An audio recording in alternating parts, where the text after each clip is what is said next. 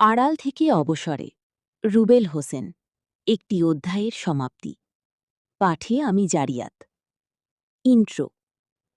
বাংলাদেশ ক্রিকেটের অন্যতম গতিময় পেসার রুবেল হোসেন দীর্ঘ এক দশকেরও বেশি সময় ধরে লাল সবুজ জার্সিতে গতির ঝড় তুলেছেন তিনি।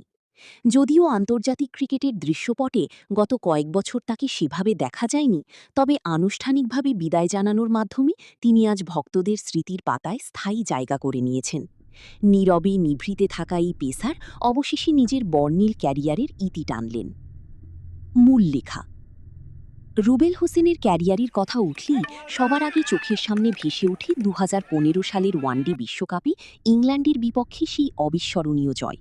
রুবেলের সেই দুর্দান্ত স্পেল আর শেষ উইকেটের বোল্ড করার দৃশ্যটি আজীবন প্রতিটি ক্রিকেটপ্রেমীর হৃদয়ে গেঁথে থাকবে। ২০০৯ সালে অভিষেকের পর থেকে তিনি হয়ে উঠেছিলেন দলের পেস আক্রমণের অন্যতম মূল স্তম্ভ। প্রতিবেদনে উঠে এসেছে তাঁর ক্যারিয়ারের উল্লেখযোগ্য কিছু মাইলফলক। টেস্ট ক্যারিয়ার: ২০০৯ সালে ওয়েস্ট ইন্ডিজের বিপক্ষে অভিষেক। দেশের হয়ে ২৭টি টেস্ট ম্যাচে অংশ নিয়ে তিনি শিকার করেছেন ৩৬টি উইকেট। ওয়ানডে সাফল্য: ওয়ানডে ক্রিকেটে রুবেলের সাফল্য সবচেয়ে উজ্জ্বল। ১০৪ ম্যাচে ১২৯টি উইকেট নিয়ে তিনি বাংলাদেশের তৃতীয় সর্বোচ্চ ওয়ানডে উইকেট শিকারী হিসেবে দীর্ঘ সময় রাজত্ব করেছেন। নিউজিল্যান্ডের বিপক্ষে তাঁর সেই হ্যাট্রিক আজও দেশের ক্রিকেটের অন্যতম সেরা মুহূর্ত। টি-টোয়েন্টি: ২৮টি আন্তর্জাতিক টি-টোয়েন্টি ম্যাচে তিনি ২৮টি উইকেট নিয়েছেন। ঘরোয়া ক্রিকেট: ঘরোয়া ক্রিকেটে ঢাকা প্রিমিয়ার লিগ ও বিপিএলে তিনি ছিলেন নিয়মিত পারফর্মার।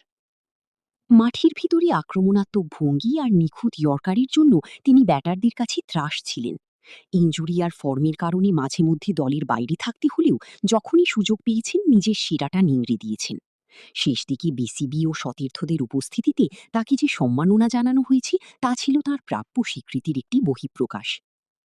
আউটরো: রুবেল হোসেন হয়তো মাঠ থেকে প্রথাগতভাবে বিদায় নেওয়ার সুযোগ পাননি, তবে তার রেকর্ড এবং অগণিত ঐতিহাসিক জয় তাকে বাংলাদেশের ক্রিকেট ইতিহাসের এক অবিচ্ছেদ্য অংশ করে রাখবে। আড়াল থেকে অবসরে গেলেও রুবেলের সেই বিজয় উল্লাস আর অদম্য গতি নতুন প্রজন্মের পেসারদের কাছে অনুপ্রেরণা হয়ে থাকবে। শুভকামনা রুবেল, আপনার আগামী পথচলা হোক সাফল্যময়।